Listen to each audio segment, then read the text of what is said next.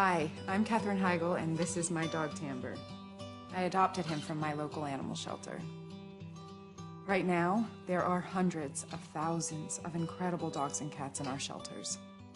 In this episode of Shelter Me, you will see the story of two such dogs that people gave up on, and those who helped them.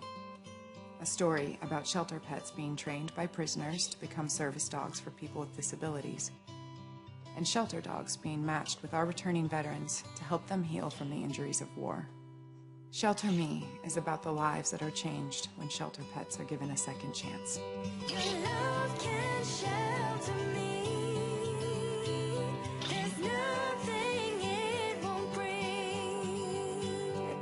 Open your heart and breathe.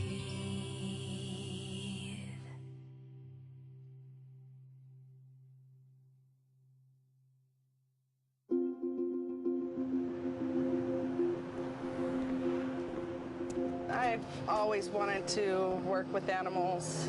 I've always had animals all my life.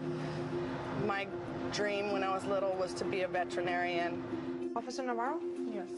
have a couple special assignments for you today. The report is for a Cocker Spaniel and a Black Terrier. The Black Terrier supposedly has an injured leg. So see if you can patrol that area and find it. And You know, there's so many stray dogs out because so many people have lost their homes and have left their animals behind. So now they're roaming the streets. And this seems to fill up our shelters. That's why we rely heavily on public coming in and adopting. We've come so far these days with the education of the treatment of animals, and everybody that I've worked with, they all care about animals. We all have animals at home. There's several of us that even go above and beyond to contact rescue groups and you know, right away, you know, just say, hey, you know, we need to get these animals off the street. And we actually help each other out and have a heart about it. The leash on 202, I have crossbreed, it's a very aggressive white pit bull. Copy, thank you. We've got to handle that one right now because it could be an emergency situation where somebody either is or might end up getting hurt. So we're going to take a look around here. We're looking for a white pit bull that's acting aggressive. Hello, Animal Services. Oh, there he is. Come here, Boo-Bush. Come on. Try and catch a dog that's running out loose on the street. It goes case by case scenario, depending upon the aggression level of the dog. It can go from anywhere from doing the quick Cinderella voice of the "come here, puppy, come on," and having them come to you, and to, you know, having to trap them in a corner sometimes and get them. Come here, come on, come on. You're a good boy. Yes, you are. You're a good boy. We use our pole for aggressive dogs because, you know, we want to be able to get them, not be bitten. We want to stay safe. Are you trying to attack people, huh?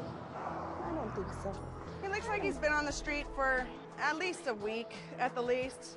He's a young dog, probably about 2. It could be that he got out of somebody's yard or he got left behind in the housing transition. You know, a lot of people just leave their animals behind. But he's a sweet dog with a very good temperament. 9 times out of 10, when they see a pit bull, they automatically say aggressive. You know, it's unfortunate for that breed of dog because they can be great dogs. In my opinion, they've been the most honest breed for me, being out in the street with them. You know, this guy, if he was going to be aggressive, he would have definitely come at me aggressive. Now that we've got this guy, we're going to go to the next call. We've turned on the fans, and he's got a little towel to sleep on, so he'll be good in here. Hi, boy. There's a group of dogs running around, wreaking havoc in the neighborhood.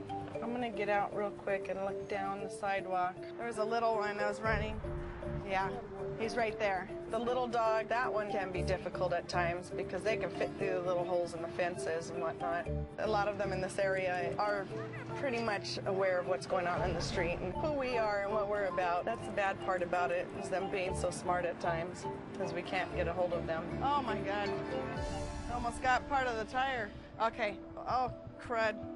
The most nerve-wracking moments in my job is I'm trying to catch a dog and it's near any busy intersection, any busy street. I'm so fearful of them running out into the street and getting hit by a car. Okay, this is where I'm gonna cut this one off because since this is a busy street, I'm not gonna chase that dog and have it get hit. This one's a stray confined dog in somebody's backyard. You called about a dog in your backyard? Yes. He's been back here for a couple of days. Apparently, a stray dog set up camp in a man's backyard among a bunch of the debris. He's getting work done on his house, and he called us. Hi, Bubbles. Yeah, we got people working on You're the so house. handsome. When I see a dog cowering in the corner and shaking, lower my voice into a more calming voice so that it doesn't scare the dog. Oh my goodness, you're just a baby. I don't move too fast. And come on, honey. And once I got her out of the wood pile, she was more than happy to be around people. She's a very, very sweet dog. Got a pretty big abscess underneath her chin, so we're gonna have to take her to the vet to check her out. Very nice dog, very highly adoptable. So I'm hoping for the best for this one.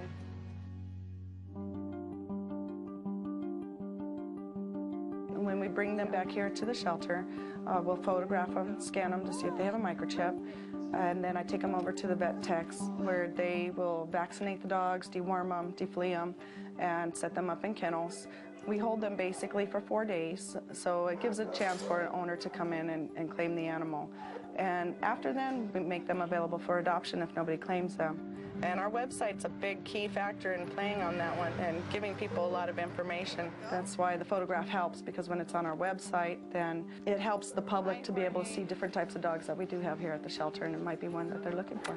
Come on. I have seen several of the dogs and even cats that I've brought in get adopted, and it makes me so happy. It makes me really appreciate my job, because it can be such a heartbreaking job at times. You know, we all get attached to the animals. You know, we do our best to take care of them while they're in our care at the shelters, and to see them end up being euthanized because they either got sick or the numbers are too high in the shelters, it breaks your heart. And when you're able to see them get adopted, I think the most rewarding part of my job is knowing that I was able to get a new home for the animals that end up in the shelter. I think these two dogs are very sweet, good-natured dogs. You know, they've got great personalities, and I think they are very highly adoptable.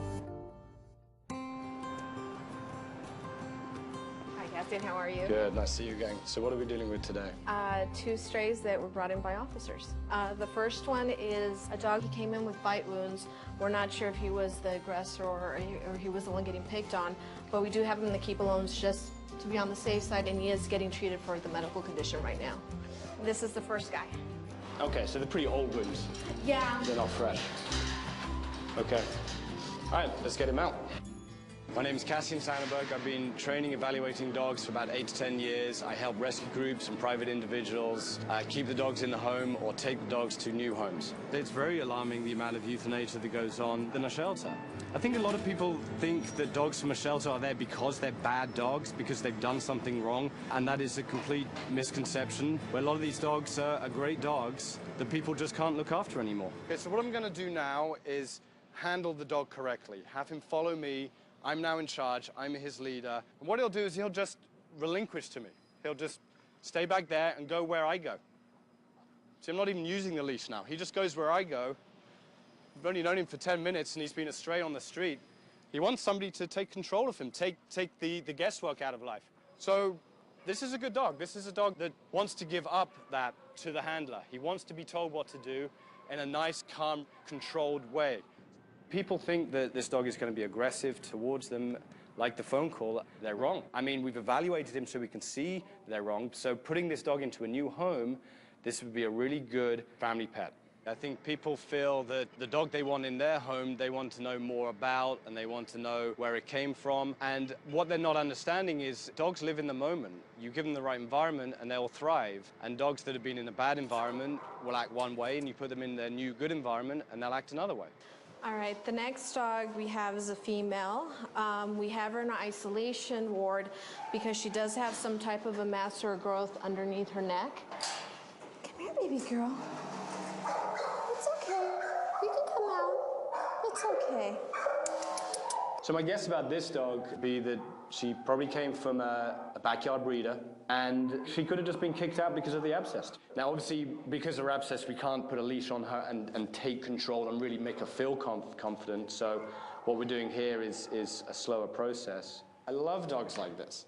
because you have to work with them and you see them come out of their shell. You see a dog like this. I can guarantee in a couple of weeks, get this dog in a home, this dog is going to be running all over a backyard, you know, just having a great time. Basically, this is just another statistic of another really nice dog that could be a good family dog sitting in one of the many Los Angeles shelters that needs a home.